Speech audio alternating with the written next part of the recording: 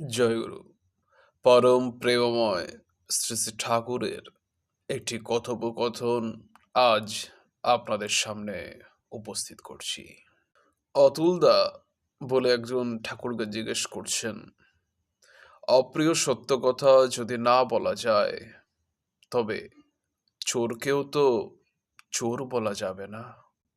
ঠাকুর বলছেন, চোরকে চোর বলো না, তবে সে যাতে চুরি না করে তাই করো। চোর বললে সে ভাববে, আমার যখন চোর নাম রটেই গেছে তখন ভালো করেই চুরি করি। তাকে বোধ দাও, ভালো করে বোঝাও, ভাই অপরের কষ্টার্জিত জিনিস কেন অমন ভাবে নাও? তোমার যা আছে তা অন্যে যদি এমন ভাবে নেয় তাহলে তুমি কত কষ্ট পাও, সাপ সাপান্ত করো। তাই লোকের মুন্নি কুড়োনো কি ভালো?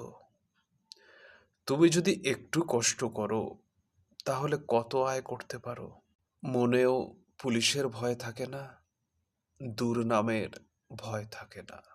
আর যে ছাওয়াল পাওয়ালের জন্য চুরি করো, সেই ছাওয়াল পাওয়ালই তো অন্যের কাছে দাঁড়ানোর জায়গা পাবে না, মুখ দেখানোর জন্য জায়গা পাবে না, তোমার এই হীন কাজের জন্য।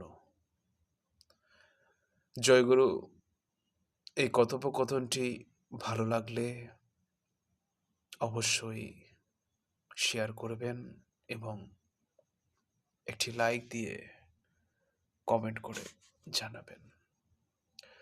সকলকে জয়গুরু। ঠাকুরের এরকম বিভিন্ন বাণী কথোপকথন আরও শুনতে চাইলে এই চ্যানেলটির পাশে থাকবেন সাবস্ক্রাইব করে।